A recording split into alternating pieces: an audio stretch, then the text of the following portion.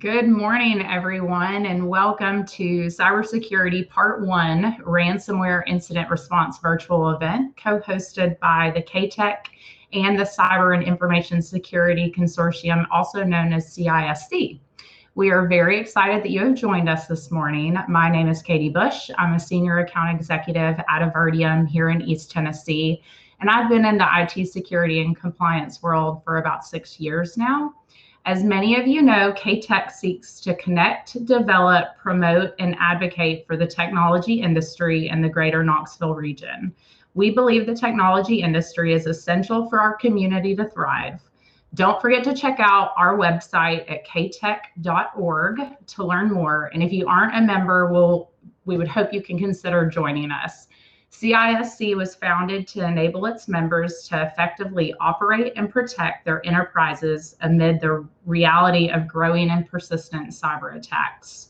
It brings together cybersecurity professionals and organizations for peer-level information sharing, workforce development, increasing awareness of cybersecurity challenges, and supporting research and development. You can learn more about CISC and membership opportunities at cyberinfosec.org. So coming up on CAITEC's events calendar, actually taking place tomorrow on June 24th at 5:30 in this same platform, is the Women in Tech Virtual Networking and Trivia Happy Hour. CAITEC Women is also hosting a virtual women's leaders panel on July 13th at 11:30 a.m. Eastern. The discussion will be focused on overcoming adversity in your personal journey. Also, be on the lookout for more event announcements coming out this summer in the emails that CAITEC sends out to everybody. You can also go to the events tab on the website for more information that gets posted about these events. To receive the most up-to-date information on the events and current news, please join our email list at knoxtech.org. Now I'd like to introduce the panelists that will be sharing the stage with me today. Number one, Special Agent Clay M. Anderson. Agent Anderson has been a special agent with the FBI for 12 years. Prior to joining the FBI, he was a police officer in Texas for 10 years. He began his bureau career in the Knoxville division, working violent crimes to include Hobbs Act robberies, gang offenses, human trafficking, child pornography, and bank robbery cases. Agent Anderson transitioned to the Cyber Squad in 2013 and worked intrusion cases, including the Sony intrusion, for which he earned the Director's Award, as well as the National Intelligence Meritorious Unit citation for his efforts. Agent Anderson moved to cyber headquarters in DC, where he spent approximately 2 years working in the Major Cyber Crimes Unit on both cyber task force operations, as well as the ransomware team. Since his arrival back in the Knoxville division, he has been working predominantly ransomware and dark web marketplace cases. Agent Anderson holds a GISF, GSEC, GCIH, and GASF certification from SANS. He is also an FBI crisis negotiator and cyber instructor. Sorry about that. We also have Justin Daniels. Justin provides corporate advice to growth-oriented and middle-market domestic and international technology businesses. He is passionate about cybersecurity and considers it a strategic business enterprise risk.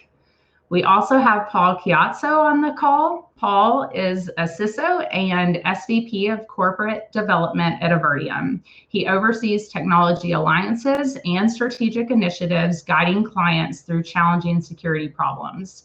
He also leads Avertium's internal security and compliance initiatives, working to reduce risk across the organization. Paul has 23 years of experience with an extensive background in the federal government and financial sectors.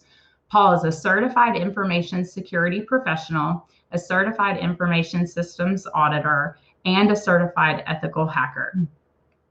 We also have Chris Torgerson. Chris is the CIO for Oak Ridge National Laboratory. Prior to joining ORNL, he worked in the private sector for 25 years with experience including ownership of a national consulting company, Vice President of Technology Services for TDC, and Director of Information Security for SuperValue.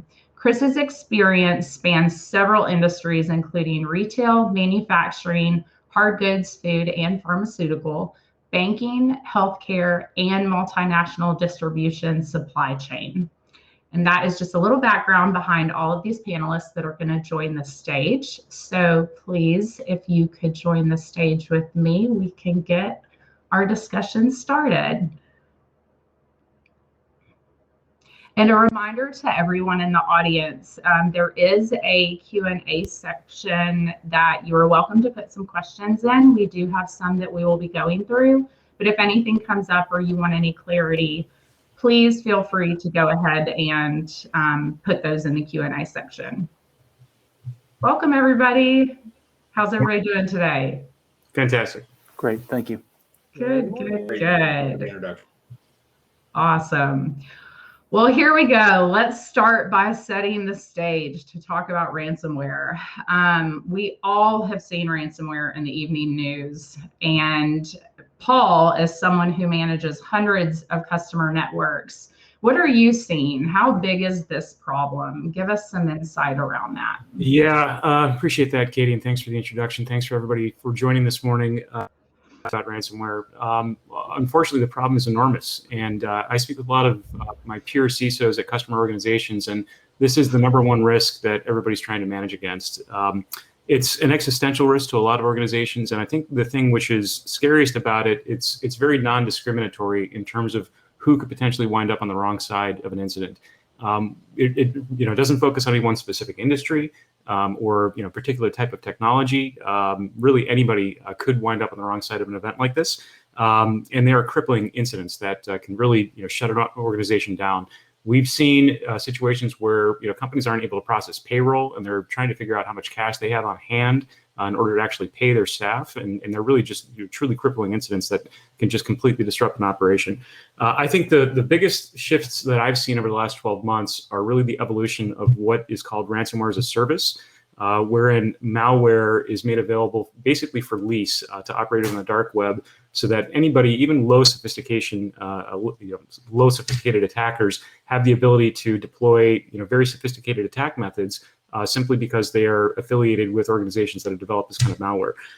And I think the other thing to be most concerned about is that these guys are very financially motivated, and so they're seeking to apply leverage any way they possibly can. And another evolution that we've seen that's even, I think, more devastating, especially to those that operate in any sort of regulated industry with sensitive information, is the rise of what's called double extortion, wherein the attacker not only crypto locks the organization to achieve that disruption of operations, but also steals data to gain leverage against the data theft. So what they'll do is they'll ransom the organization, but in the build up to that ransom, they'll have gained access to the environment, staged all of the sensitive and most critical data that that organization might have, so PII, PHI, et cetera, and then steal it. And then in the negotiation, once you're actually ransomed, the threat is that they're going to leak that data. So then you've got notification requirements, you've got reputation risks, in addition to simply just the disruption of operations. And so it's a scary situation. I think everybody's got to be concerned about it. And there are some major groups that we track, and over the course of the first quarter, we look at ransom incidents, and that's not really the entire universe of ransomware attacks. It's just really the ones we looked at. And there are some trends there that we observed around, who the guys are targeting and what are the most significant areas of victimization. And some industries that we've seen that have a higher propensity to being attacked, I think really relate to a couple of things that the attackers look for in their profiling stage. One of which is, does this organization have the capacity to pay a ransom? And the second is, are they more or less likely to be prepared to defend themselves? And those that are less likely, maybe in an industry that's got sort of a history of legacy types of technology. So healthcare is one, manufacturing is another one. Organizations that tend to have a lot of technical debt are ones that are being highly victimized because the attackers know that there's likely to be less good cyber hygiene in that environment. And also they're generally organizations that have insurance policies, or again, capacity to pay. So it's all about money for these guys. And really, I think everybody is right to be very concerned about it. So I'm glad to hear, more conversations like this, where people are just, getting information available to them that they can help to defend themselves. Absolutely. No, I appreciate that. Clay, what about from you? What are you seeing from the law enforcement side of the house? Is it getting better or is it getting worse? Thanks, Katie. I appreciate it, and thanks for the introduction. So, yeah, I mean, I just really have to echo what Paul says on that. It's definitely getting worse. This is a business, a money-making business for criminals and for criminal enterprise. And like Paul said, again, you know, the arrival of this sort of ransomware as a service is making a lot of people a lot of money, and until sort of that goes away, that, you know, that income source dries up, or is no longer something that can be paid, or no longer something that people pay, it's only going to get worse. You know, I think chasing that dollar is what this is all about. You know, are there nation states that are involved in this type of thing? Absolutely. But is this primarily a criminal enterprise? Absolutely. And so, you know, the more money is getting paid out, the more we're going to see it. So, and I think that's why we've seen an uptick in, you know, larger companies, larger corporations hit, you know, high-profile corporations, and quite frankly, the more media and the more bona fides that these people get, the more money they charge. You know, I think reputation for these criminals is something that's important, and so as they hit more people and more high-profile victims, and get more media coverage, you know, then they're more taken more seriously, and they also have I guess the ability to have some you know, trust, if you will. I use that hypothetic, you know, I mean, in quotes there, amongst the victims, that they will provide the keys to decrypt the data. You know, like Paul also said, the dual threat is something that we definitely saw a lot of early on with this. I've actually seen that sort of taper off to some level, although the threat is always there, and most of the ransomware groups make this threat, whether they've actually exfiltrated data or not. And you know, the companies that are sort of on top of the game, who have at least logging turned on and things like that, can actually see what's been exfiltrated, and you know, whether 200 gigabytes of data has actually been exfiltrated or not, and sort of can make those judgments based on that. But we definitely see the threat of that a lot, almost every time. But I think a lot of these bad actors are seeing that just the encryption of data is enough, and they're getting, you know, quite the ransom payout for that, and they don't have to worry about the exfiltration part of it, and storing that data, and the pipeline, and all the things, the connection that it takes to get that done, and setting off extra bells and whistles and things like that. So, you know, this is definitely becoming a bigger and bigger problem. It's definitely getting a lot more press, and becoming a lot more well-known issue now, which I think is good for us in the industry, because awareness is always a big thing, but it's bad for, you know, for the public sector who's having to deal with these things, for sure. Thank you for that. We just got a question in the Q&A, and I think you just kind of touched on this, but it says, is there any evidence that nation-state actors are actively involved in using ransomware as a source of revenue? So I have some thoughts on that, and I'm sure Clay does as well. So we talked about ransomware as a service a little bit, and the way that ecosystem works, you've got effectively the main group, or the named group. A couple of examples of those might be DarkSide, which was the attacker behind Colonial Pipeline. Another one that's very prolific is Conti. There are many others. NetWalker and Clop are good examples as well. These named groups, they make the malware available to, again, their affiliates. And in the grand majority of these cases, the affiliate has to prove a couple of things before they can become an affiliate, one of which is generally you have to be Russian speaking. Most of these organizations operate on dark web forums that are primarily Russian speaking forums, and it's all in Cyrillic. So unless you have a firm understanding of that, you're going to have a hard time interacting with these guys. And the second thing they look for is you have to have already proved some interesting access to a victim. So that interesting access is important because one of the things that the malware, typically the more sophisticated ransomwares, they'll look for a few settings on the machine before they actually execute the malware. So it won't even execute in a lot of cases if the Russian language pack is installed as the default language. And that, that do the math, right? So I think there's enough to warrant at least some really careful consideration as to whether or not there is nation state activity.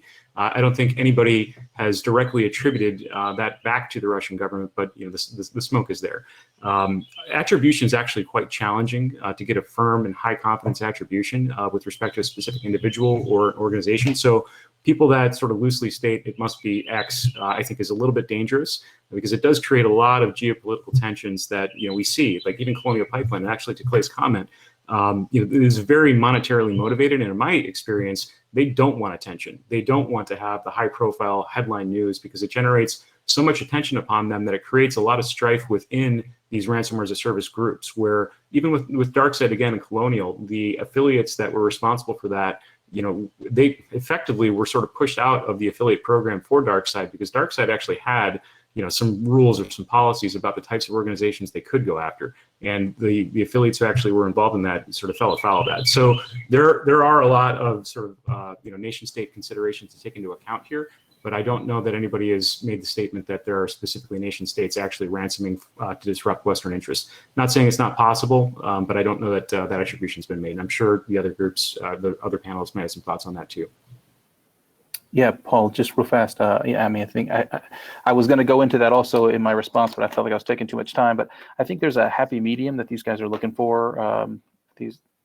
As far as press is concerned, they want enough to be taken seriously, but they don't want so much to be put on OFAC sanctions. So I think that they are, there is that happy medium. They're trying to stay in that realm where they can still make money, but they are truly accepted as a threat, because a lot of the new startup are sometimes not taken seriously and not getting paid.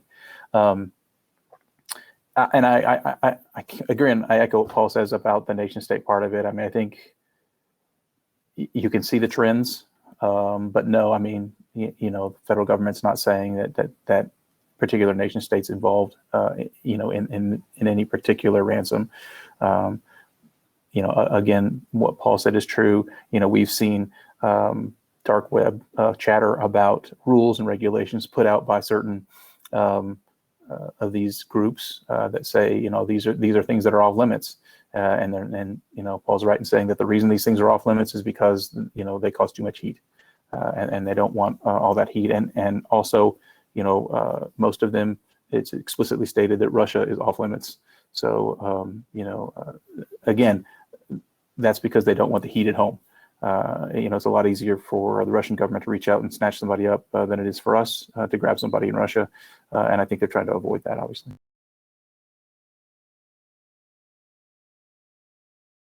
All right, thank you for that.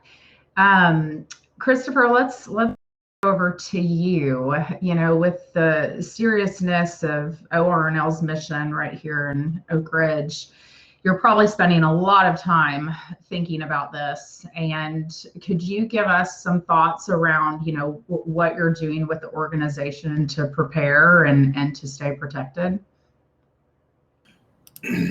From an Oak Ridge standpoint and its Department of Energy standpoint, and it's a growing concern. It's something that's front of mind, and because we also have adversaries that drift even beyond the criminal because of some of the work that happens here.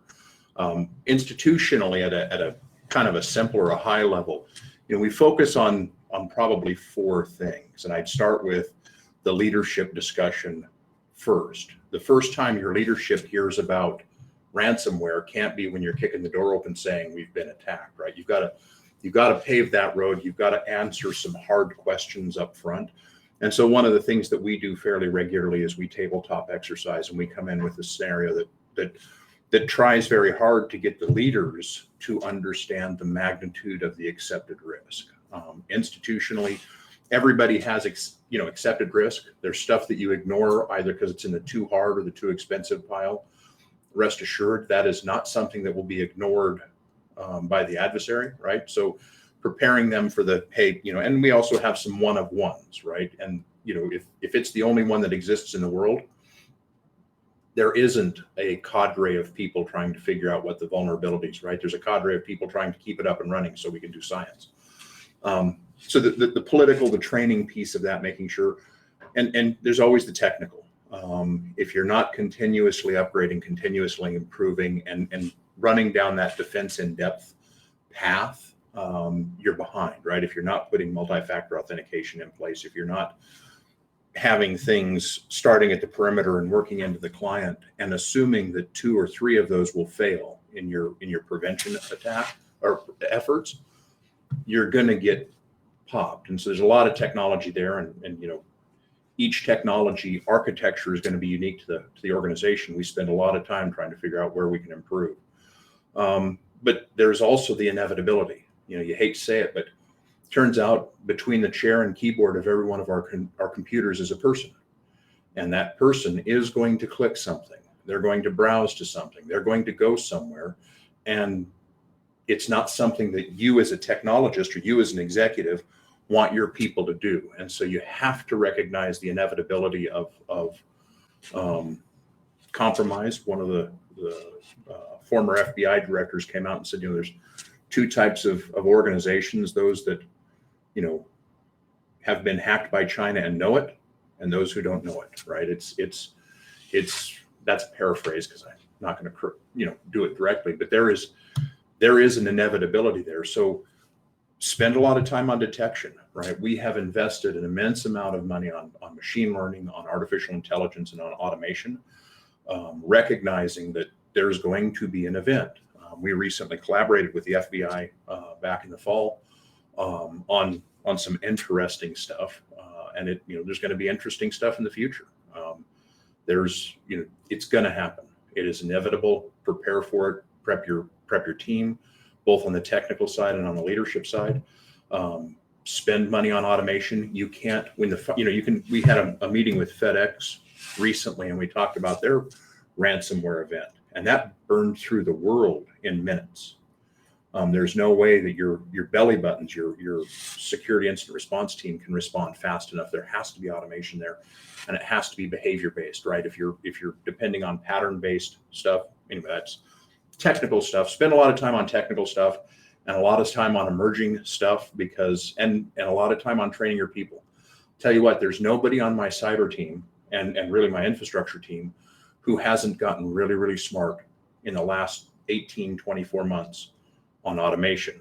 They all know a little bit of Python, on machine learning and artificial intelligence and security orchestration because of this. And there's the other thing you need to do technically, have smart people and have them do that.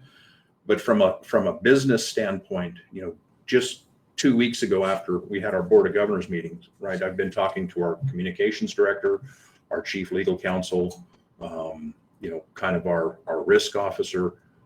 What is the plan when something bad happens? There are a lot of questions you got to ask. Ask those up front.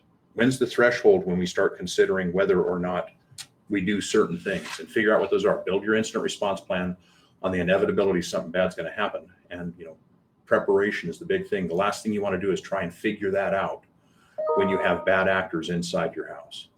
You want that figured out before. That's probably a high level summary of kind of what we're actively doing on a week in, week out basis. Continuous improvement, run the politics and training, optimize and mature the technology, and invest heavily in the people to make them better. They got to get better.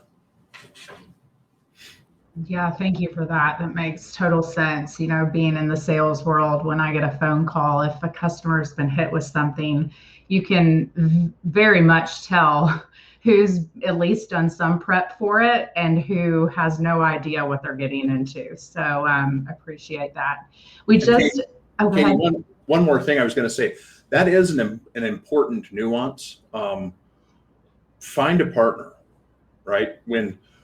When the fire alarm gets pulled, what you'll find out is your internal staff, they're in trouble. And getting somebody who eats, sleeps, and breathes this, because your people don't. Your people are trying to patch stuff. They're trying to configure stuff. They're trying to learn this, that, and the other thing, and they're distracted. They're going to meetings. Don't find a partner on the bad day. Find a partner before you have a bad day, and either get them on retainer or whatever you can afford and do. But don't try and develop a partnership when you have the SolarWinds event is a perfect example. When SolarWinds hit, there are a number of national labs who couldn't get a partner because all of the A teams were already deployed, right? And I don't care which A team you're talking about. Those who had a retainer had the best and brightest, and those who didn't. So make sure you in your incident response plan determine who the partner is who you're going to have on quick dial, because you're going to need one. Yeah, the last thing you want to do is go through all the paperwork of getting something in place when the house is on fire. And I've seen it happen way too many times. So I agree completely. We got another Q&A question, and it kind of goes along the lines of this. What's the average time between when the attackers are placing their ransomware and when they're actually executing it? And I know this can vary, but I don't know who might want to take that one on. I can start. I'm sure the other guys have some thoughts on this too. Some of that is case by case. It depends upon the attacker and what their really their tactics, techniques, and procedures are. Though the attackers who focus on that double extortion model that I mentioned earlier are generally going to be in the environment for some considerable amount of time. It might be weeks, it might be a month, it might be more than that. And they're lying in wait. They're using what we refer to in the industry as living off the land techniques. So they'll basically use legitimate technologies, legitimate tools, legitimate accounts that they may have been able to compromise to try to fly under the radar, because unless you've got some of the stuff that Kristofer talked about with advanced detection capabilities, it's just going to look like normal traffic to your administrators and your security sort of monitoring teams. So in that situation, they're going to be there for quite some time. I think still the average industry dwell time is the amount of time the attacker might be in an environment before you've detected them, is over 100 days. So we're talking 3+ months. And I'll tell you right now, if I were morally bankrupt and I had unfettered access to your environment for 90 days, I could do a lot of damage. And the bad guys are just as good at that as I am, or anybody in the security industry. So quite a long time, and that I think speaks back to the point that Kristofer again made around level up your detection capability, because prevention is, if you just focus on prevention alone, you're really going to miss the mark. I would double down on that. The things that we've collaborated with, both in industry and elsewhere, and actually I'll go back to my consulting time, which is even dated. 100 days from what I have seen is probably being very generous. I've seen numerous instances where 6 months of logs, a year of logs were not adequate to be able to track and trace what had happened on the compromise. Detection is really, really important, and honeypots and tripwires, because like Paul said, it's a long time, and they're very, very good. I tell my leadership team, cybercrime is conservatively speaking, the 17th largest economy in the world.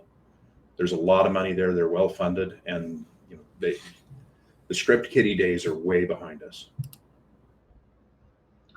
So I guess along those lines with the tools that people are using, we have another question, and it says, so inevitably it's going to become a battle scenario between who has the most powerful automated machine, how to outsmart it. Is quantum computing an option yet? So that's probably something I can talk about. Practical applications of quantum are going to be realized this decade, right? We do have cloud-based quantum machines that are available from IBM, AWS, Azure, and that's moving forward. Quantum networking advances. We've in the national lab space, we've determined successfully done quantum entanglement over kilometers. 50 kilometers. So that is upon us. But the maturation from where we're at today in a true binary computing ecosystem to going to a quantum ecosystem, you're not double-digit years away, but you're single-digit years away. And the threat is certainly upon us. But I do agree, it it's computational horsepower, but also remember, you know, the distributed computing model, the swarm computing models, where you know, I don't necessarily have to have it all in a data center. You know, there are some things that the adversary used to bring a whole mountain of computational horsepower without having to have acres of computers in their shed.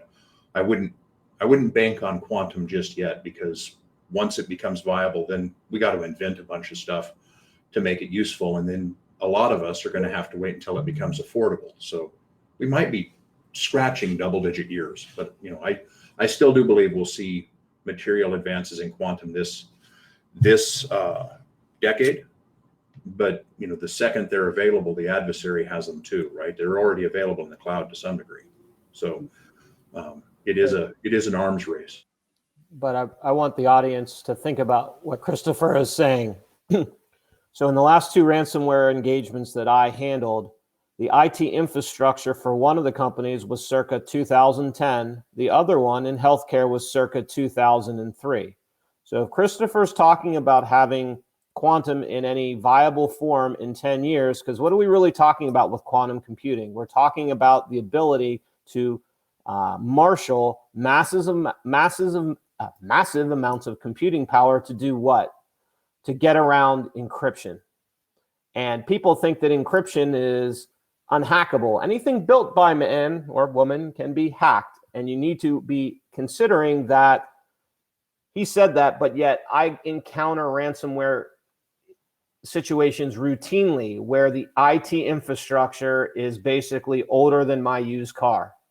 And they might as well just hang a sign out that says, please ransomware us. So one of the things that I think about as Kristofer is talking is, what investments are we making in our digital infrastructure? We hear all about the challenges with our physical infrastructure, but even though it's not exciting or makes the news, what investments do we make so that our infrastructure isn't circa 2003 or 2010? You can't even put endpoint detection on it.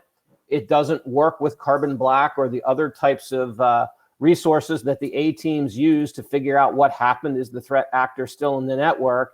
And here it is in 10 years' time, we'll be dealing with quantum computing. And I bet you if we did this again in 10 years, we'd be talking about, yeah, these companies have their IT infrastructure of circa 2012 or 2010. I just see it routinely. And I'll double down on that. When I first started here, my network infrastructure was older than my youngest intern, right?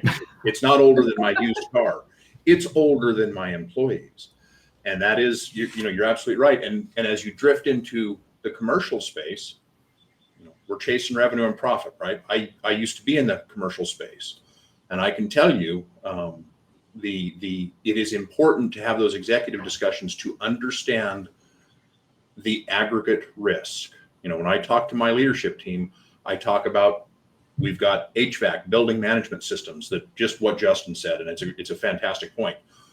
I'm not worried about I am worried about the quantum computer getting hacked. It will get hacked, but you know, they're going to go through the building management system, or the 20-year-old computer that some employee has sitting under their desk that hasn't been patched, can't be patched, right? They're going to come in through those old spots. It's a great point. And I guess the other thing I wanted to add, when we talked about nation states, in a way, we're missing the mark, because cybersecurity is simply a national security issue at this point. Our audience may not be aware, but there's an international market for nation states to buy what are called 0 days. And 0 days are things that companies don't even know about that are vulnerabilities. SolarWinds would be a good example. NotPetya would be a good example. And so when we start talking about weapons of mass destructions, as we hear politicians talk about it, in my view, cyber weapons should be included in that, because if you're going to want to attack the United States in some military conflict, you'll want plausible deniability. What better way to do it than a cyber attack on critical infrastructure? Colonial Pipeline, had it gone on for just one day or another, half of the East Coast seaboard, I mean, I'm right here in Atlanta, they wouldn't have had access to gasoline. And you can imagine the ramifications of all that. And so it's my way of saying, it's a very sobering comment, but cybersecurity really at this point, it's a tier 1 national security issue. And that's what we have with all of our networks being so interconnected, it created this vulnerability that a lot of our business leaders and entrepreneurs hadn't really thought about. And we're still trying to grapple with, how do we bring a balance back to innovation versus privacy and security? Because in my view right now, we're out of balance. I'd agree with that too, Justin. But I think one thing I want to comment on with respect to the practical application of quantum computing, I think if we look at the solution to this problem, or just the cybersecurity problem in general, as something that a pure technology play is going to solve, I think that's a flawed approach. I think it requires expertise, vigilance. It requires the configuration and actual operation of a program, rather than just some technology that we hope is going to solve the problem for us. Quantum computing might eventually become a tool in the good guys' arsenal. It's, in my opinion, quite a long way off before that happens. But as Kristofer said, the bad guys are going to have access to those tools as well, as they do today. So it really does require the level of vigilance in operating those tools in an effective manner that's also aligned with the business. And Kristofer, I'm glad you did mention that the majority of the audience is probably in a for-profit sort of organization and doesn't have the luxury of being as well funded as your organization likely is. So when you start talking about arms race and asymmetric warfare, that's where CISOs really need to be thinking about, how do I intelligently apply the funding that I have available to me to reduce risk? And this would be the number one risk I'd be focused on. So if I can add something real fast. Having had the opportunity, sadly, to be involved in literally thousands of these investigations, I think what you're all saying is kind of telling, right? What we're saying is that the arms race exists, that defense versus offense, what all can you spend to defend your systems, what endpoint security can you add, how can you combat encryption. Here's something that I've learned, and this is, and feel free to disagree with me, any of you, but it's something that it's something that I now advise when I'm asked companies who have either been victimized or request that I come out and talk to them about defense. Is one of the ransomwares that I'm particularly responsible for, or at least the investigation thereof, is the Snatch ransomware, and they boot computers into safe mode. They reboot computers into safe mode in order to bypass all AV, right? So if you're spending thousands and thousands of dollars on security, and then they reboot your computer and make that worthless, what have you gained by that? Is that the best place to spend your money? Now, while I do believe that having I guess the alarms in place is very important. Something that I think a lot of people sort of don't think about is really, is your money best spent on your backups, and securing those backups? Do you have on-site and off-site air-gapped backups? Out of all the victims I've seen, the ones who have lost the most money had their backups encrypted, and they had no other backups. So they're looking at, months of rebuild, and this has been, municipalities, private industry, government, and also how do you protect against the upstream or downstream threats as well? You've got companies that access your systems that provide widgets and doomafloshes for your systems, and they have to maintain those, and so they log into your systems to do that. And what if their security sucks and you spend all this money on yours? But the companies that thumb their nose at these guys and say, hey, thanks, but we're not even going to talk to you, or are able to negotiate. And I see a question and answer up here about negotiations. The folks that are able to negotiate are the ones that have backups and who can say, here's as much going to cost me to reinstall from my backups, or let's just say my backups are 5 days old because my offsites are less active, or not backed up as frequently as my onsites, and you got my onsite, right? It's going to cost me $10,000 to have that done, right? You're asking me for $40 million. You can say kiss my rear. I'll give you $10,000 to get my stuff back, or I'll give you $9,500 to get my things back. But anything over that doesn't make fiscal sense for my business. So if people come to me now, I used to advertise and say you should get a lot of the high-priced endpoint security and a lot of these other bells and whistles and alarms and these are the 10, 15 companies that are amazing at this. Now I say spend some money and your time on your air gap backups, because that's your security blanket, and that's really where your time and money should be spent, in my opinion. Again, feel free to disagree. I disagree with you, Clay. I think it's got to be an approach where sort of both belt and suspenders are in play, right? So, yes, absolutely have your backups offline, air gaps, no question about it. One of the first things that, if we're in a situation where a company is in the middle of an event and they're about to be ransomed, which we've observed, first thing we'll do is ensure that they've got the backups disconnected from the network and also the domain controllers, because often you'll see if a domain controller is encrypted, effectively you have to reconstitute the entire environment, usually in the cloud, and just build from scratch. And it does take weeks or months in situations like that. And it's like I said, those are existential risks to those organizations. So you absolutely must have accessibility to your backups in the event of an incident like this. But still, I think there's an opportunity to, through the deployment of the right sorts of technologies and the right detection strategies, to detect that precursor to the actual ransomware attack before it actually happens, because of those techniques that I described, where an attacker might break in, sit in the environment for some time profiling, and start moving data around. Each of those events are opportunities to detect that activity. And if you can't detect it before they actually execute the ransomware, then you've saved yourself, even more time of having to go and redeploy from backup. So I'd say it's a little bit of both. Yeah, I'm going to agree.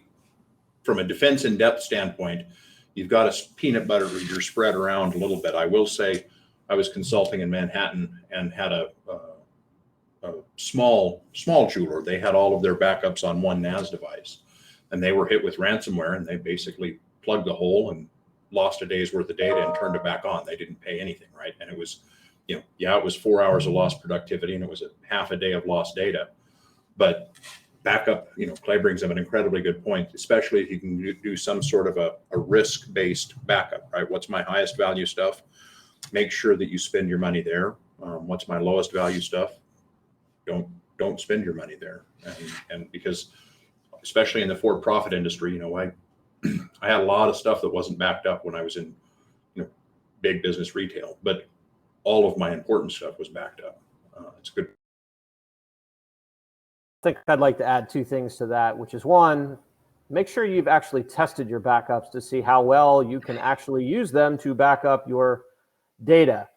But I think the other area that you have to spend money, and I'm going to take a little different tact on this, because I've had the pleasure of working with Clay on 2 ransomware cases with Snatch. And what I learned in both instances was neither of my clients separated the IT function from the security function. So in one of my cases, when we did the root cause analysis, guess what happened? They made the pivot to the remote workforce, as we all did. And the IT director was in charge of security, and the CEO's pounding on him. Got to get everybody up and running remotely. We're going to lose money. So what does the IT director do? He gets everybody up remotely, but you know what? I got it on my to-do list for multi-factor. I'll get around to that. He doesn't. The threat actor gets into the network because they brute force the password of the remote worker who's got the domain level credentials. Once they're in, as Paul said, they do their recon. 3 months later, they engage in their mayhem. And so one of the key things that I see in my cases that I talk to my clients about is you have to separate out the IT function from security in your organization, because if you don't, IT rules the roost every day because security is inconvenient. It undermines efficiency until, of course, you have to pick up the phone and call Clay or call Paul and say, we have a ransomware event, and now we've been down for 2 weeks, and you have to tell the CEO, our profit for the last 2 weeks went to 0, and now we have potential customer relationships on the line. So my view is you've got to reorient yourself from a corporate perspective and saying, I have to have a dedicated security function, because if you just leave it to the IT folks, they're conflicted. And that is one of the fundamental things from a corporate governance perspective that has to change. completely agree with that comment. It's unfortunate that there is misalignment between IT and security, and I think often leadership does conflate the two to their detriment. In reality, security doesn't have to be inconvenient if it's done correctly with the sort of the goal of enabling the business to thrive, in a hostile environment like we all are. It's unfortunately not often that actually happens, but that really should be the goal of good security. One other comment with respect to the backups thing that occurred to me as the rest of the group was talking. So the industry has recognized that getting backups offline and being able to quickly restore or recover from a backup is a strategy to overcome or withstand a ransom attack. The bad guys know that as well. And I think that's really what has driven the rise of the double extortion stuff that I've seen. And my experience is actually quite different from Clay's. The majority of the incidents that we work that deal with ransomware are double extortion. So data is stolen. And if that data is stolen, it doesn't matter if it's backed up or not. You've got still another risk that you've got to manage against. And that's often the most significant point of leverage. And when you're in a negotiation with the ransomware actor, we've said, we're able to recover from backups. We don't need the decryption key. We just need to ensure that the data is not going to be leaked and are able to negotiate a lower ransom payment in situations like that. And I'm sure we'll get to the conversation around should you pay the ransom or not. We'll come to that later. But I really do think that if you just rely solely on your backups, there's still adjacent risks in a ransomware attack, especially the double extortion ones that you have to be thinking about. So on that also, yeah, I mean, obviously that exists, but there's no assurance that once your data has been stolen, that you're going to, get that back, right? They don't. I don't see a lot of people say, okay, we've stolen 200 gigs of your client data. We're gonna sell that, or we're gonna release that to the media. We're gonna put it on our trophy page, unless you pay us, and then we're gonna pipe that 200 gig back to you, or maybe they do, but how long does it take to make a copy of that? And how long would it take you to realize that you've been swindled if they sell that on the dark web 2 years from now? A lot of this dark web stuff that we see come across, including credit card numbers and carding and things like that, is old, from old breaches. And it comes back around 2, 3, 4 years later. And they're doing that because they're trying to obfuscate their activities, right? So I mean, I think I don't know. I don't trust them, obviously. I don't really believe that anybody ever really gets their data back. And because there's not the risk to the criminal organization, that's not the same risk to them as not decrypting data. So, if you pay the ransom and they don't give you the decryption key, right, then immediately, well, it used to be immediately, probably far less immediate now, since there's less conversation amongst organizations about this stuff. That they're not truthful, and so then you call your partners and you say, hey, don't pay these people because they're not going to give you their stuff back.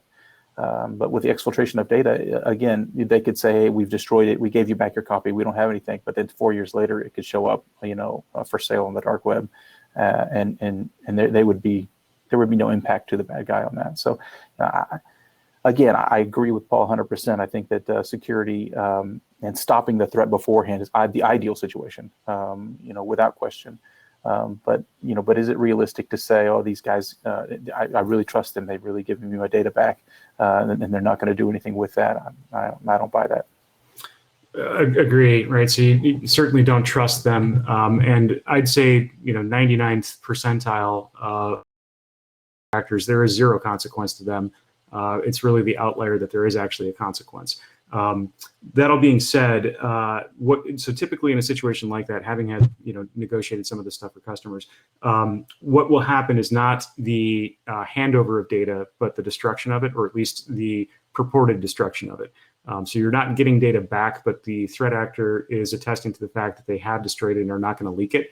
And you raised a point earlier in a comment, Clay, at the beginning, where these guys do try to establish a reputation.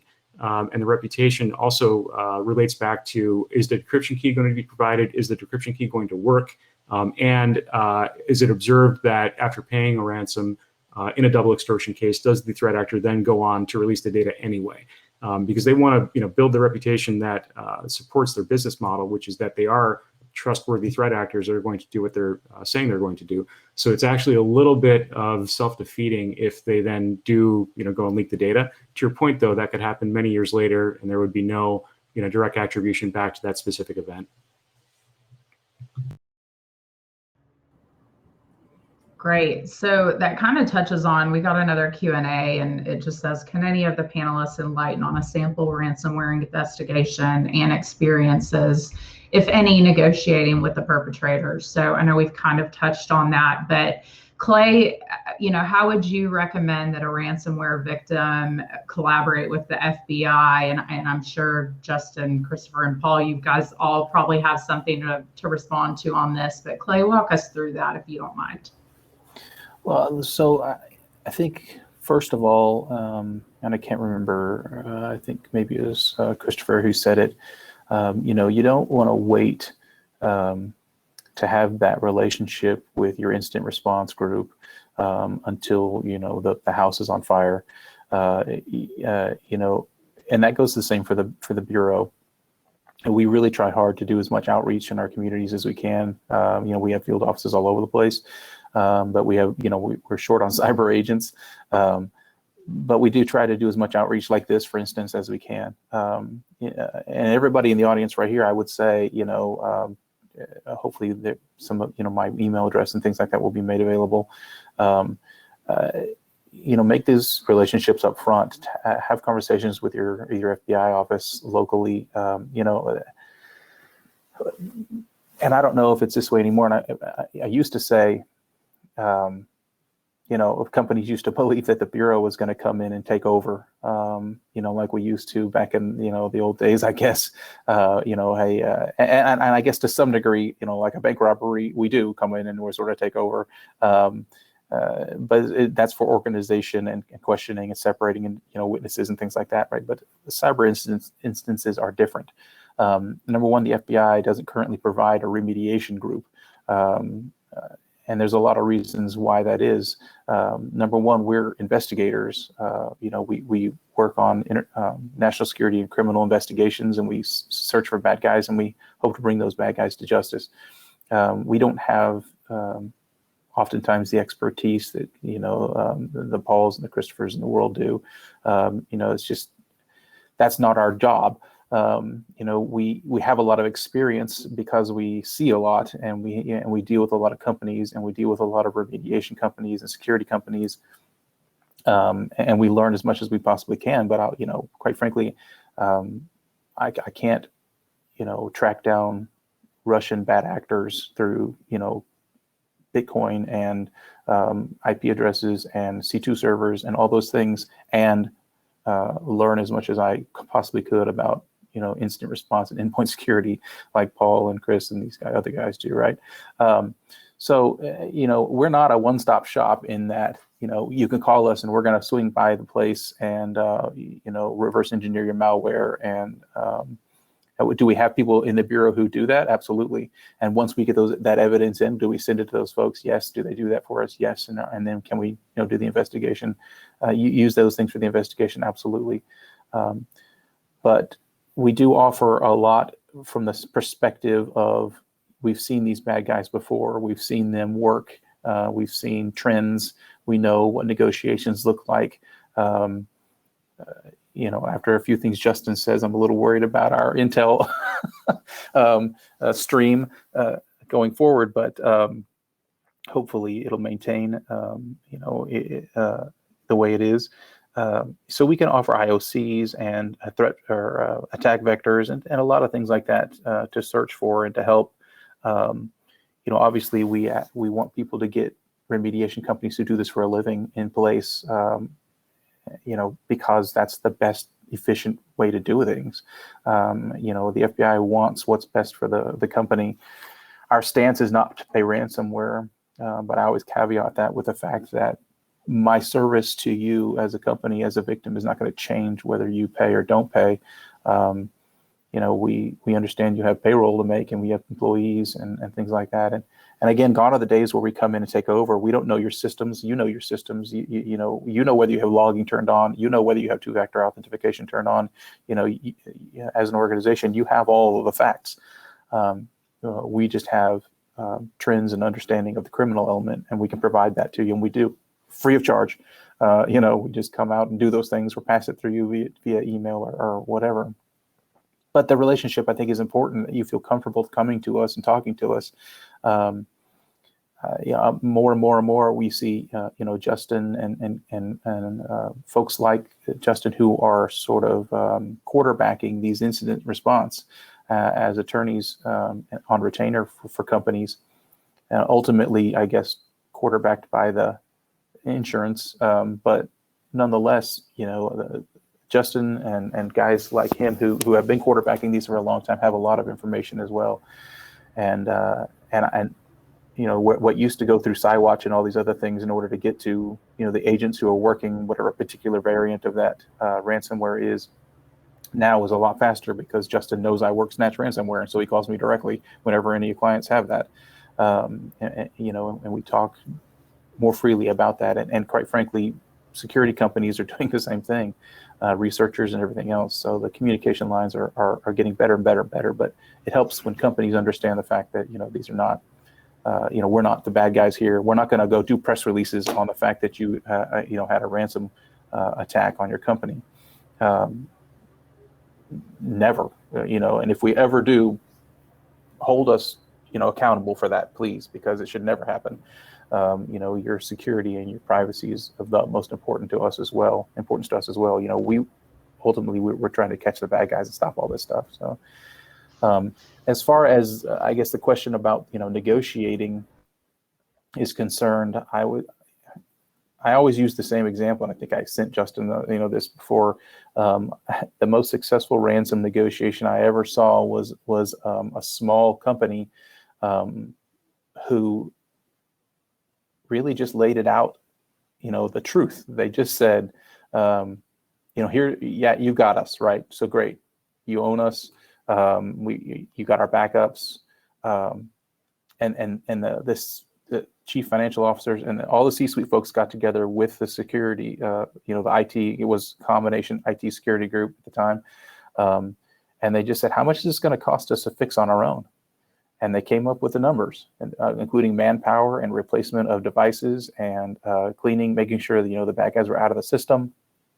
And they came up with a very simple number, and they broke it down to the attacker. They said, hey, listen, it's going to cost us this much in manpower to do this. It's going to cost us this much in new servers. It's going to cost us this much in loss of data, or loss of sales, or loss of productivity over this amount of time.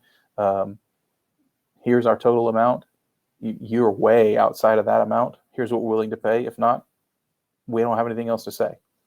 And of course, it was the standard, okay, we'll come down 10,000, or we'll come down, 20,000. Okay, we'll come down 30,000. And the answer was always the same. Here's how much it's going to cost me. Here's how much I'm willing to pay you. Any over that doesn't make fiscal sense for my business. And ultimately, they ended up with, well under that, actually.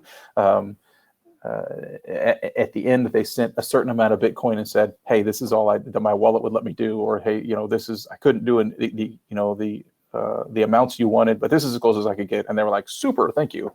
And then here's your key, and they provided the key and worked technical support for them to make sure that one of the larger files that wouldn't decrypt was able to decrypt.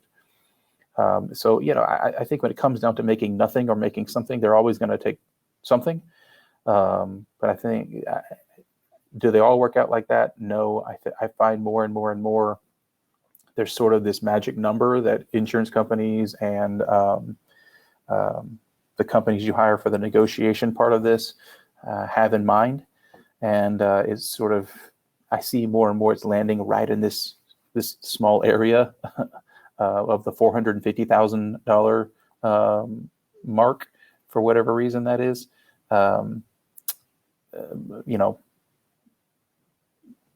That changes a little bit, I think, if you have proof that there was a ton of data exfiltrated, and then that's possible that could be released. I think that takes some leverage away from you, quite frankly. But the numbers are the numbers, and if you're prepared for this and you've got a plan in place, then you know what those numbers are roughly going to be even before the attack takes place, and then you just have to adjust them to the size of the attack, and then just stick to those numbers. I mean, if you're going to negotiate at all. Personally, I don't want to put money in their pockets, but also I don't have a payroll to make. So, again, it doesn't change our service to you and what we offer and what we can provide in any way, shape, or form.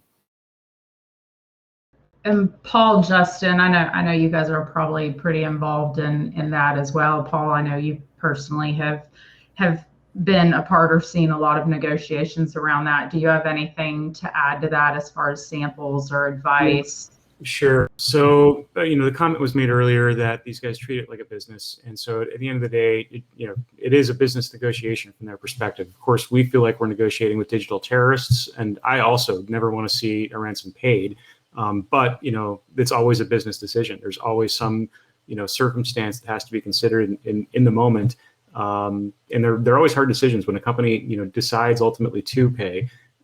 Generally, they start out with the stance of we will never pay a ransom, we will not negotiate a ransom. And I often will ask that question in a setting like this: how many of the audience would be willing to negotiate with a ransom threat actor?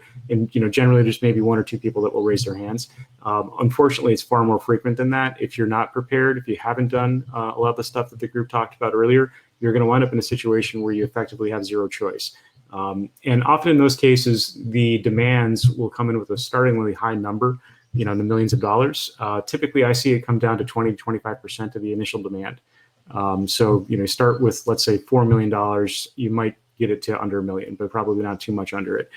That's also why it was so interesting to me with Colonial Pipeline specifically, when the payment on that was $4.4 million. That was incredibly low from my perspective of what the potential disruption of that event actually could have contributed to. I think those guys wanted to sort of retreat from the spotlight and get that get paid as quickly as possible and get the heat off of them, because again, attention in my experience is not really the goal of these guys. But I think also Clay made a really good point about being straight up with them. One thing I've seen is that if you try to sort of trick them into thinking, that you've got it under control and you don't really need it, but ultimately you do, they're going to sniff some of that stuff out. And often if you start asking a bunch of questions or just, sort of play for time, they'll actually escalate their demands, but ultimately you'll be able to get them to come back down. But yeah, be straight up with them, treat it like a business negotiation, fight your corner. But go into it expecting that if you haven't done the homework, if you haven't done the due diligence to be prepared to withstand it, you're going to wind up in a situation where you have to negotiate. Big thing on that too, just because it was mentioned, providing proof that they actually have the data. Just curious around that. What types of proof do you look for, and do you typically get that? So yeah, that's one of the first things that we'll ask, right? So if we wind up in a situation where usually the ransom note will say we've stolen data and we're going to leak it, go to this website, and a lot of the named groups, Conti, Snatch, Netwalker, et cetera, they've got dark websites where they'll publicize who they victimized and will say, we're going to leak this data in X days, 2 days, 3 days, whatever it is. And so there'll be a ticking clock on a lot of them. So they'll direct you to that. And when the dark web, like the onion, the URL that you're actually directed to, will usually pop up a chat window. And that chat window, you'll be interacting directly with the affiliate or somebody within that RAS ecosystem that I described. And the first thing we'll ask for, if there was a threat to leak data, is proof of life, or what we call proof of life, which is effectively show to me screenshots or something like that really affirms that you do have data that you have stolen from us. And so usually there'll be screenshots of directories that exist on file systems that they've had access to.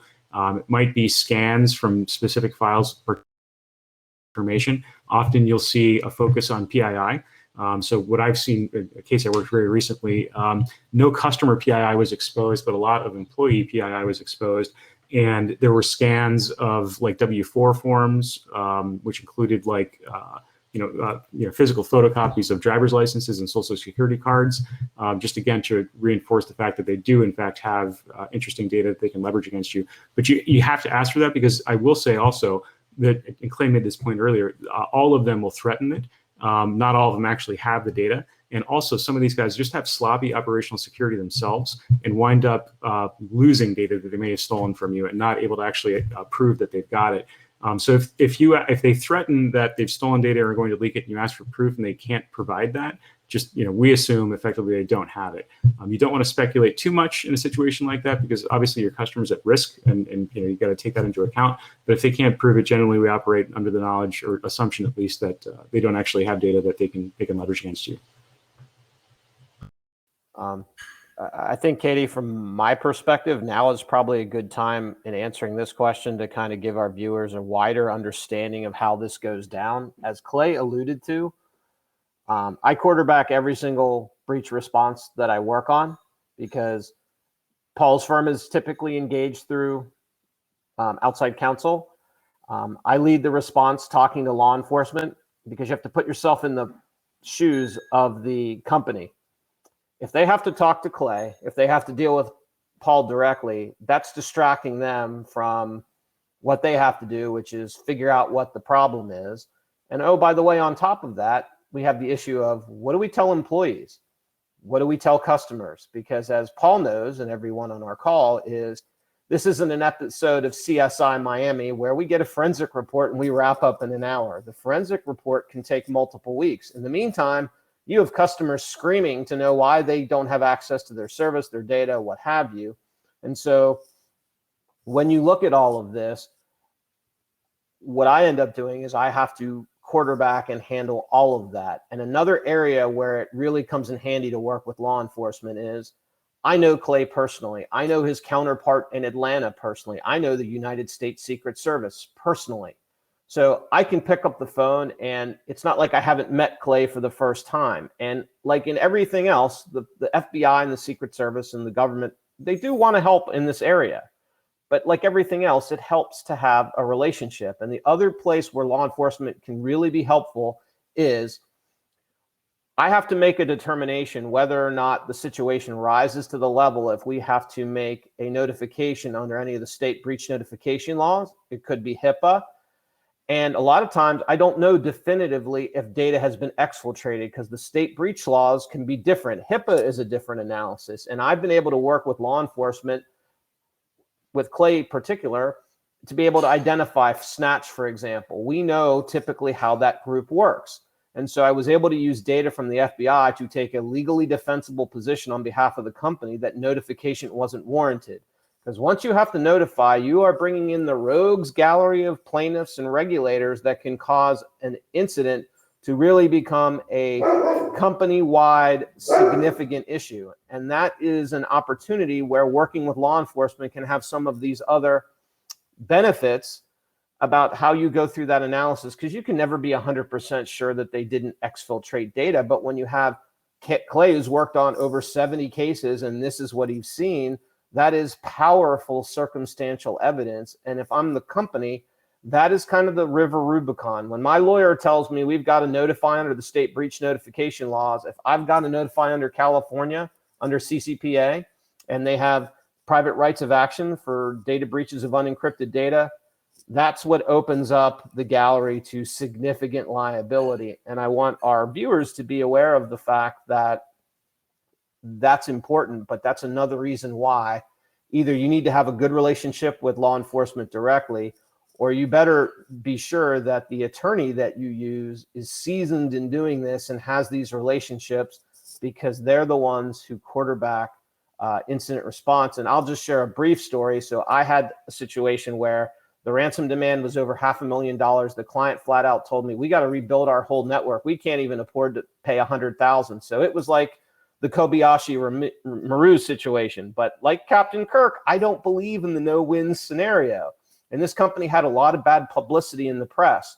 We took the bad publicity about their economic problems and we sent it to the threat actor, and we said, this is what we can pay because you're trying to get blood out of a stone. We ended up paying 14% of the initial demand because we had to educate the threat actor, to Clay's point, that they were getting blood from a stone. So you have to really be operationally flexible in how you conduct that negotiation, because at the end, it's really just talking about how much they're going to get paid for money, because that's, at the end of the day, what they want.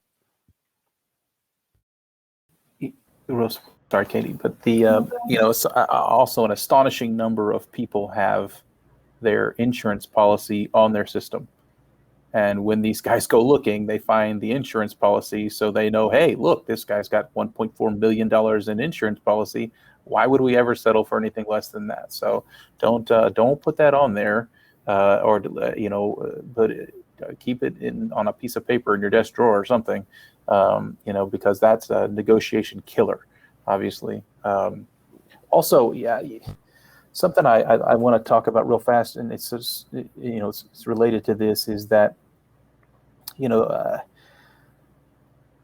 so a scenario that I kind of equate to this is that, so let's just say you're at home and someone rings your doorbell and your kid answers the door, and it's some shady looking fella out there, and he's trying to get your kid to come to the his van to pet his puppy. You see what's happening, and you say, hey kids, come inside. You said, tell the guy, get off your property, you weirdo, whatever, right? You shut the door. You're an outstanding parent, right? You protected your kids. You did a good job there. Good job. But the guy's gonna go down the road, right? And he's to your neighbor's house, and he's gonna try the same thing there, right? So, part of, I think, the responsibility here is to notify your neighbor that there's this guy trying to kidnap kids. And I see a lot more and more companies concerned about, hey, my data. I don't want anybody to know we've been hacked, or if I want just a few people, or if the press release, or I'm not going to give the FBI my information about my hack because there are a lot of issues, obviously, that I guess Justin can talk about there. But while you're a good parent, you're not a very good neighbor, right? And I think that these type of things we need to work together on, right? We need to put out there, hey, these are the IOCs, this is the attack vector, these are the things that we're seeing, and we need to be able to distribute that information so people can blacklist and prep their systems for these dangers. If you tell your neighbor that there's somebody trying to kidnap kids, it's likely that nobody in your neighborhood's kids are going to get kidnapped, right? And then where does that end? It shouldn't ever end, right? But if we keep all this data to ourselves because we're afraid of the exposure, or we're afraid of the, whatever you're afraid of, it just perpetuates the issue. And so it would just be nice to see more cooperation, I think, because quite frankly, the FBI doesn't have I don't have a way to get this information unless it's through my victims or through guys like Justin who are quarterbacking these things, and from Paul whose company literally produces the report that has the evidence that we need to find these folks. A lot of these ransomware incidents, we get final reports, or some of them we used to get final reports from incident response companies, and those final reports are, that's where cases are made. That's how victim or suspects are identified. Because if without those, all I have is a company that said, hey, I got hit by ransomware. We think it's X group. Just want to let you know. And we're like, hey, that's great. Okay, so we can add that to our victim list. So now I've got 70 victims of this ransomware. I've got a total loss amount if someone is willing to tell me how much they paid in ransom, if they paid of this amount, so I can aggregate that. And so now I know if I ever find these guys, we can charge them with some odd $1 million worth of theft, or whatever we're going to charge them with. But without the detailed information, it's really hard to make a case. And more companies right now are saying no. There are no reports, or we're not going to give it to you. And again, Justin can expand on that, I know.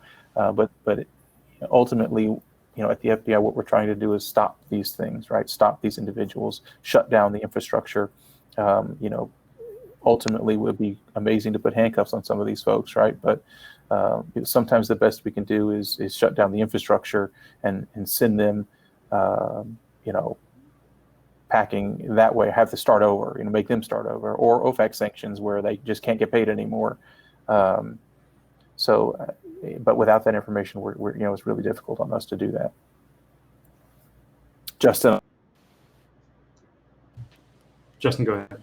So what Clay is talking about is in the last, I'd say 6 to 9 months, 2 important cases have come out of courts in litigation about the role of attorney-client privilege when it comes to forensic and post-incident response reports. And without getting us too far in the weeds in that, these cases present a serious erosion of attorney-client privilege. It used to be, hey, we put the report under attorney-client privilege, done, it's covered. And that simply isn't the case anymore.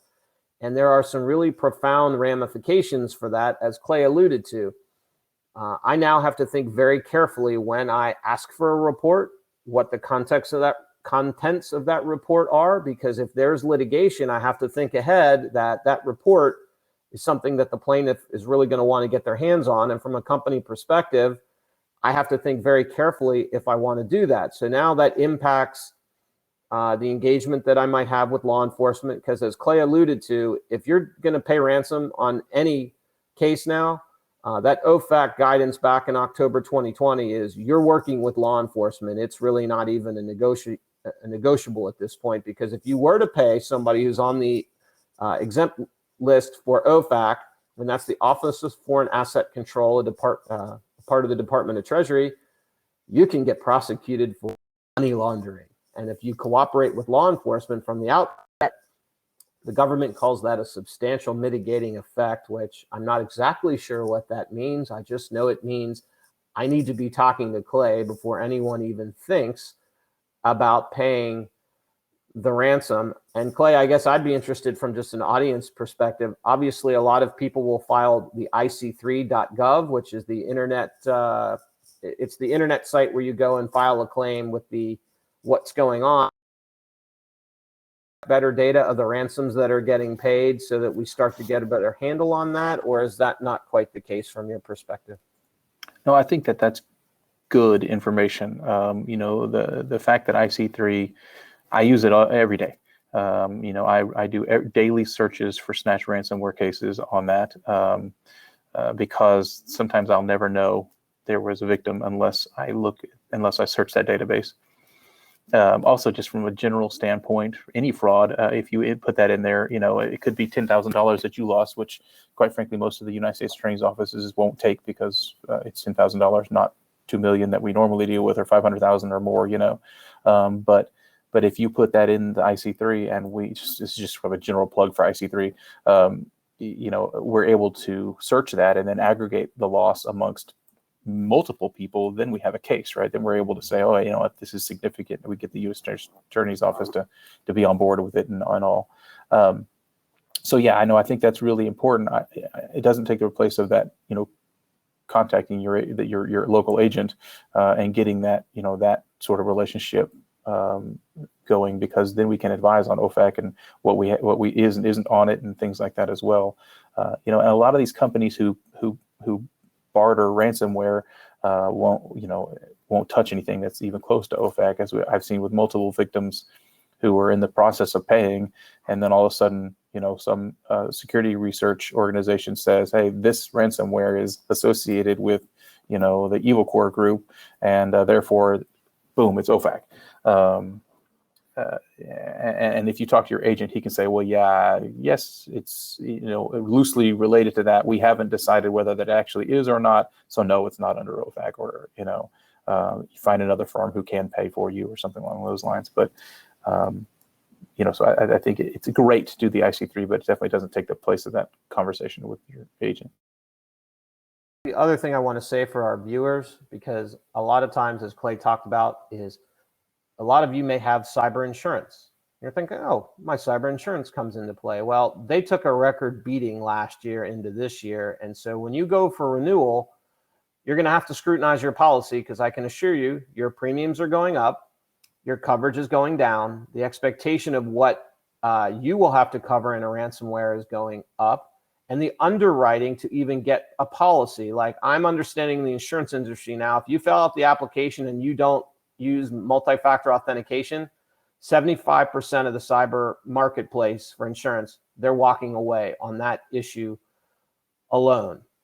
And I want to point that out, because a lot of companies think that insurance is a panacea and a replacement for all of the things that the panelists have been talking about in defense in depth, and it really isn't, because as Clay knows, the two of us were in the middle of an engagement where the insurer on the case got hit by ransomware, and what they paid was almost 8 times or 9 times what Colonial Pipeline had paid. And that's the environment that we have today. So you can't think that, oh, when push comes to shove, I'll just get cyber insurance, because that whole marketplace is undergoing tremendous shift because of the enormous amount of claims they've have to pay. It won't surprise me if many companies start eliminating paying for ransomware or severely curtailing it, because the companies think, oh, the insurance company is my backstop, and they're going to push back on that. That's exactly what I expect to see throughout the rest of 2021. Completely agree. I think we've already seen AXA, an insurance company, basically say we're not going to pay out claims that are ransomware associated. So completely agree that industry is just completely upside down, because the risk models that were built, were probably not built by cyber experts. They're built by, financial actuarials, and probably didn't completely understand the risk that they were getting themselves into. And also, it used to be the case that there was zero diligence put into the actual policy application. So you may get asked a simple question like, do you have antivirus? Answer, yes. Good, you got a policy. Much more rigorous inspection now. Great, thanks. Great discussion around that. Kristofer, I'm gonna bring it back to you, and from a CISO's perspective, what more can we be doing to make these relationships between private public sector better, or what more can we be doing to improve how the flow goes when things go wrong? I think from Oak Ridge's standpoint and from my standpoint, it's all about preparation for the inevitable, right? It's all about recognizing something bad is going to happen and build those relationships up front. We've talked about a number of technical things. We've talked about a number of process and procedure and people things. At the end of the day, it's all about partnership. It is truly making sure that you have a relationship, and that takes effort, right? That's the other thing that's hard, right? I've got 2 people on my cyber team who do nothing but work at collaboration, right? We've been talking with the FBI a lot. We talk about with the other peer groups, some of the other commercial groups and whatnot. But it's, prepare up front and learn. Ask people what works well, what works poorly, what's different. But it's an ounce of prevention is worth a pound of cure. That is, an ounce of prevention here is worth a ton of cure, because it is, I can tell you from experience, from both, consulting standpoint and when I was in retail, a bad day is a really bad day, and you don't want to try and figure it out when you're in trouble. So from my standpoint, continuous improvement and continuous partnership, and look for people who've already been down that path, because it's a bad thing to learn on the bad day. Absolutely. Absolutely. Well, Paul, I know we work with customers day in and day out, trying to protect them from ransomware and do the things or put the things in place to do that. What are some of the simple things that companies could be doing to protect themselves? What are some of those? I know we talked about, users, but what are some of the common attack vectors around that? Yeah, sure. I think I'll briefly answer this because I think we're a little bit over already. But a couple of the key attack vectors. So phishing is one, but really the more sophisticated groups that I see are less focused on phishing these days than they are on exploiting publicly available applications. So remote desktop protocol that's been exposed to the internet, a lot of VPN that has vulnerabilities that gets popped. And there are some circumstances which I think really created that. And, I think the big one is the pandemic. So the bad guys also know that we're all working from home and we have to remotely get into our networks to do our job. So most organizations, at least a lot of them, put Microsoft Remote Desktop Protocol out on the internet so that the administrators could simply log into it directly. That's a really flawed approach. Bad guys will pop that all day long, every day. People do just internet-wide searches for vulnerable systems like that, and then go and infiltrate those environments. And the VPN infrastructure is another one where, if there's a vulnerable VPN system that you can scrape credentials off of, I've seen this happen. There's some pretty widely disclosed vulnerabilities that allowed bad guys to basically take the credentials of every user that had logged in over that VPN, and then effectively log in as one of them and live off the land like I described, and propagate ransomware across the entire environment.